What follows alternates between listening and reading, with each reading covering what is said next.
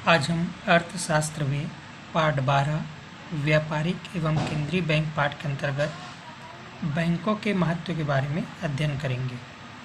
बैंकों के महत्व को निम्न बिंदुओं में स्पष्ट किया जा सकता है। पहला है बचतों का उत्पादन कार्यों में प्रयोग। बैंक देश की छोटी एवं बड़ी बचतों को संग्रहित करते हैं। परिणाम स्वरूप समाज के पास जो अनावश्यक राशि रहती है वह वित्तीय कार्यों में विनियोग की जाती है तथा दूसरी ओर व्यापार, उद्योग, वाणिज्य की आवश्यकताओं की पूर्ति होती है। इससे अर्थव्यवस्था का संतुलित विकास होता है। दूसरा बैंक का महत्व है मुद्रा या पूंजी का हस्तांतरण। बैंक की सहायता से बैंक के ग्राहक अपनी पूंजी या धनराशि को सरलतापूर्वक, सुरक्षा एवं शीघ्रता के साथ एक स्थान से दूसरे स्थान को हस्तांतरित कर सकते हैं। यह सुविधा अधिक मितव्ययी होती है।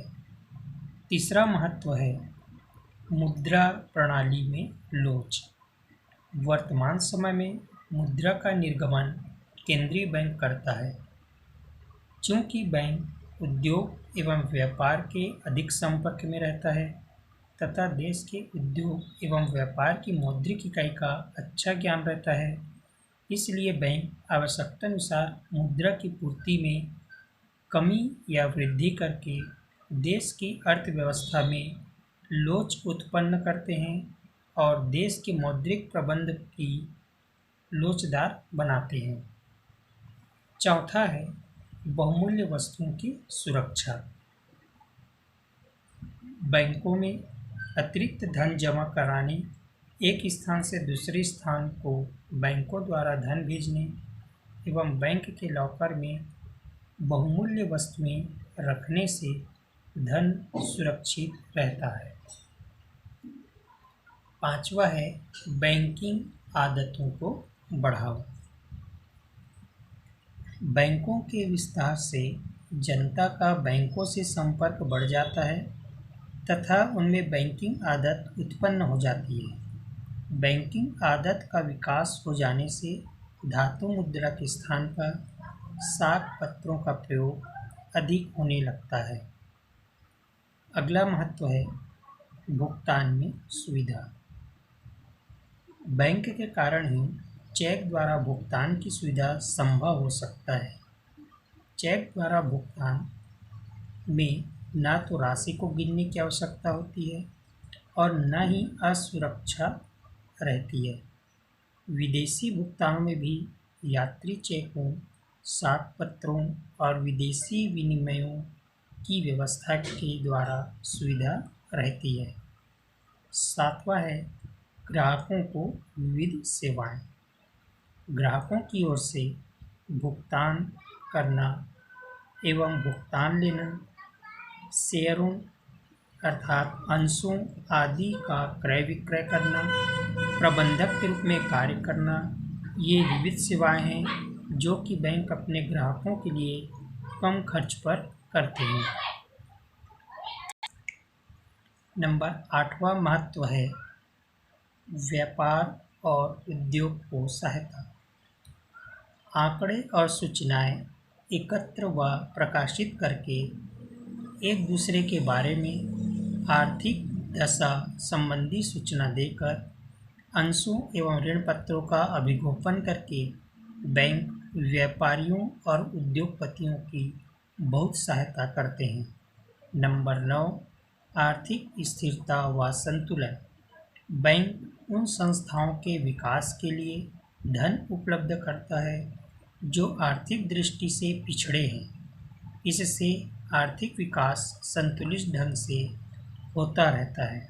इसके अतिरिक्त जब प्राकृतिक प्रकोप या अन्य किसी घटना के कारण आर्थिक जीवन अस्त व्यस्त हो जाता है तो ऐसी स्थिति में उसे ठीक करने में भी बैंक से बहुत मदद मिलती है। नंबर 10वां बैंक का महत्व है सरकार को सहायता। बैंक सरकार को भी अनेक प्रकार से सहायता प्रदान करती है, जैसे सरकारी ऋणों का विकास करना, करों की वसूली करना, सरकारी भुगतान करना, संकट के समय सरकार के लिए चंदे आदि इकट्ठे करना आदि। इस प्रकार से सब बैंक जो है वो सरकार को सहायता प्रदान करती है। नंबर 11 है वित्तीय साधनों का संरक्षक। वित्तीय साधन उद्योग का रक्तदान है। आज बड़े पैमाने के उद्योगों को बड़ी मात्रा में स्थायी एवं कार्यशील पूंजी की आवश्यकता होती है, अतः साधनों की प्राप्ति बैंकिंग व्यवस्था से ही होती है। आज व्यापार, उद्योग, व्यवसाय सभी में बड़ी मात्रा में बैंकों द्वारा पूंजी विनियोग किया जाता है, जिसके परिणाम स्वरूप उत्पादन में वृद्धि होती है और राष्ट्रीय आय में भी बढ़ती है। 12वां महत्व है रोजगार में वृद्धि। बैंकिंग विकास से न केवल बैंकिंग क्षेत्र में लोगों को रोजगार के अवसर प्राप्त होते हैं, बल्कि बैंकों द्वारा पूंजी विनियोग, अर्थ प्रबंध आदि से व्यापार, उद्योग एवं सभी क्षेत्रों में विकास से रोजगार में वृद्धि होती है। तो ये थे बैंकों का महत्व। इसके बाद हम देखेंगे व्यापारिक बैंकों के दोष। व्यापारिक बैंकों के प्रमुख दोष निम्नलिखित है। पहला, भारतीय व्यापारिक बैंक जनता की जमाओं को आकर्षित करने में अधिक सफल नहीं हो रहे हैं। दूसरा, भारत में बैंकों का विस्तार असंतुलित ढंग से हुआ है। तीसरा, अन्य देशों की तुलना में भारत में कम बैंकिंग सुविधाएं उपलब्ध है। चौथा, अधिकांश व्यापारिक बैंक अपने ग्राहकों को कुशल एवं शीघ्र सेवाएं उपलब्ध कराने में असफल रहे हैं। पांचवा, कुछ बैंक अपर्याप्त मात्रा में जमानत रखकर ऋण प्रदान करते हैं, जिसके कारण ऋणों की अदायगी या भुगतान प्राप्त करने में कठिनाई उत्पन्न हो जाती है। छठवां, अधिकांश भारतीय जनता अशिक्षित होने के कारण बैंकों पर अधिक विश्वास नहीं करती है, जिससे बैंकों का पर्याप्त विकास नहीं हो पाया है। सातवां, भारतीय व्यापारिक बैंकों को रिजर्व बैंक ऑफ इंडिया का उचित निर्देशन या मार्गदर्शन प्राप्त नहीं हो सका है, अतः इनकी वांछित प्रगति नहीं हो सकी है। नंबर 8, व्यापारिक बैंकों में ऊपर से नीचे तक के स्तरों पर भ्रष्टाचार व्याप्त होता जा रहा है, जिसके कारण ग्राहकों को इस भ्रष्टाचार के कारण अनेक प्रकार की कठिनाइयों का सामना करना पड़ता है। नंबर 9, व्यापारिक बैंक अपनी जमाओं को बढ़ाने के लिए बैंक ब्याज दर घटाकर आपस में प्रतियोगिता करते हैं, जिससे बैंकिंग विकास पर प्रतिकूल प्रभाव पड़ता है। तो ये कुछ प्रमुख दोष थे व्यापारिक बैंक के। इसके बाद हम देखेंगे व्यापारिक बैंकों के दोषों को दूर करने हेतु सुझाव। भारतीय व्यापारिक बैंकों के दोषों को दूर करने के लिए निम्नलिखित सुझाव दिए जा सकते हैं। पहला है, व्यापारिक बैंकों के संतुलित विकास के लिए इनकी नई शाखाएं पिछड़े एवं ग्रामीण क्षेत्रों में खोली जाए। दूसरा, पूंजी की कमी को दूर करने के लिए बैंकों द्वारा जमा योजना को आकर्षक बनाया जाना चाहिए, जिससे ग्राहक आकर्षित होकर इन बैंकों में खाता खोलकर अपनी जमा धन को जमा कर सके।